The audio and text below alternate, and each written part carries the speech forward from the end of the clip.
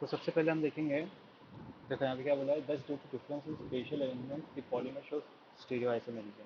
तो जो उसका मेन बॉडी होता है उसके आसपास एक स्पेशल अरेंजमेंट, अलग टाइप की स्पेशल अरेंजमेंट जिसको हम ब्रांचिंग बोलते हैं, उसको आ जाने से क्या शो होता है, पॉलीमर पॉलीमर शो करता है स्टीरियो आइसोमेरिज्म शो।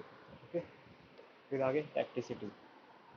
अभी देखेंगे हम लोग स्टीरियो केमिस्ट्री ऑफ पॉलीमर में what is tacticity. Okay, it is defined as a difference in spatial order of side chains on the polymer chain leading to stereoisomerism. अभी tacticity, इसमें हम लोग बहुत सारे टाइप के टैक्टिसिटी देखने वाले हैं, ठीक है।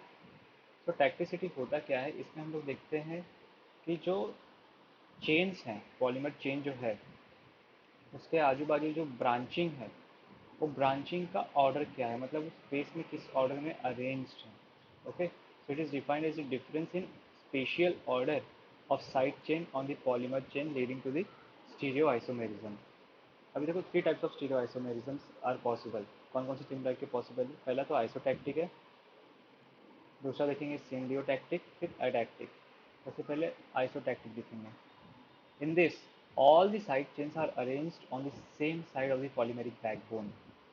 ठीक है, जो पॉलीमेरिक बैकबोन होगा, मतलब जो आपका एक मेन चेन होगा, उसके एक ही साइड पे, या तो लेफ्ट या तो राइट, उसके एक ही साइड पे सारे के सारे साइड चेन अटैच होंगे। ठीक है, इसको बोलते हैं आइसोटैक्टिक, मतलब आइसो मतलब सेम। ठीक है, तो सेम साइड पे सारे के सारे ब्रांचिंग होंगे। देखो जैसे यहाँ पे देखो H R H H R H H R H, ये सब एक ही साइड पर है।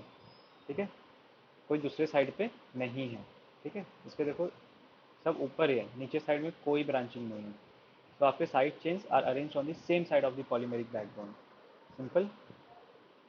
सिंडियोटैक्टिक में क्या होता है, in this the side chains are arranged alternatively on either side of the polymeric backbone. देखो अभी यहाँ पे अल्टरनेट तरीके से अटैच्ड है। पहले देखो यहाँ पे लेफ्ट में एच है, फिर राइट में आर है, फिर लेफ्ट में आर आ गया, राइट में एच आ गया, लेफ्ट में एच आ गया, फिर राइट में आर। देखो अल्टरनेट हो गया, पहले यहाँ पे एच पहले था, फिर आर बाद में था, फिर यहाँ पे आर पहले एच बाद में, फिर एच पहले आर बाद में, आर पहले एच बाद में, एच पहले आर बाद में। तो यहाँ पे अल्टरनेटिवली अटैच्ड है। ठीक है, so in this the side chains are arranged alternatively on either side of the polymeric backbone, मतलब दोनों में से किसी एक साइड पे वो अल्टरनेट तरीके से अटैच्ड होंगे। आई बात? यहाँ पर क्या था, in this all the side chains are arranged on the same side of the polymeric chain. आपको दिख रहा होगा ये सेम साइड पे अटैच्ड है, H R H R H R H R, कोई इसमें डिफरेंस नहीं है। ठीक है, आइसो मतलब सेम, सब सेम तरीके से। यहाँ पे सिंडियोटैक्टिक मतलब ऑल्टरनेट तरीके से। अटैक्टिक, in this all side chains are arranged randomly on either side of the polymeric backbone। This all side change are arrange randomly, इसमें रैंडमली होता है। अटैक्टिक रैंडमली, देखो यहाँ पे आर एच फिर एच आर, फिर कभी आर एच हो गया, फिर कभी एच आर हो गया, फिर आर एच हो गया, इसको ऑल्टरनेट में समझ लेना। सिंडियोटैक्टिक और अटैक्टिक अलग है, इसमें रैंडमली कैसे भी अरेंज हो सकता है आगे पीछे। This atactic, in this all the side change are arrange randomly on either side of the polymeric backbone. तो यहाँ पर in isotactic and syndiotic polymers chain can be packed together because of regular arrangement of the side chain। अभी इस sentence का मतलब बहुत important है। देखो अगर आप देखो यहाँ पर आइसोटैक्टिक को, तो यहाँ पे रेगुलर अरेंजमेंट है, पहले एच फिर आर, फिर एच फिर आर, फिर से एच फिर आर, फिर एच फिर आर, मतलब एक फिक्स्ड अरेंजमेंट है। ठीक है, एक फिक्स पैटर्न है। यहाँ पर देखो एच आर फिर आर एच, फिर एच आर फिर आर एच, फिर एच आर फिर आगे आर एच होगा।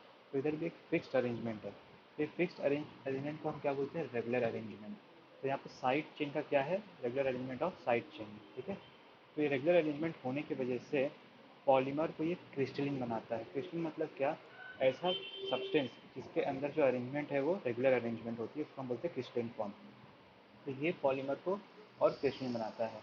और जब किसी भी पॉलीमर में एक रेगुलर अरेंजमेंट होता है, किसी भी सब्सटेंस में रेगुलर अरेंजमेंट होता है, तो वो पॉलीमर या वो सब्सटेंस ज़्यादा स्ट्रॉन्गर होता है, ज़्यादा रिजिड होता है, और उसके जो मेल्टिंग पॉइंट होते हैं बहुत ज़्यादा होते हैं। स्ट्रॉन्गर होगा जिसका मतलब इंटरमॉलिकुलर फोर्सेस ऑफ अट्रैक्शन ज़्यादा होगा, इंटरमॉलिकुलर फोर्सेस ज़्यादा होगा तो उसको मेल्ट करने में भी ज़्यादा एनर्जी लगेगा, इसका मतलब उसका मेल्टिंग पॉइंट ज़्यादा अपने आप हो जाएगा। फिर आगे देखो in atactic polymer due to random arrangement. अभी देखो यहाँ पर क्या बोला है, रैंडम अरेंजमेंट है। कभी पहले एच हो सकता है, फिर आर हो सकता है, फिर एच हो सकता है, फिर आर हो सकता है, फिर कभी आर हो सकता है पहले, फिर कभी एच हो सकता है, फिर पहले एच हो गया फिर आर हो गया, फिर कभी पहले आर हो गया फिर एच हो गया। तो इसमें कुछ फिक्स नहीं, इसमें रैंडम अरेंजमेंट है। फिर रैंडम अरेंजमेंट की वजह से ये जो पैकिंग होती है, इनकी जो पैकिंग होती है सही तरीके से पैकिंग इनकी हो नहीं पाती क्लोजली।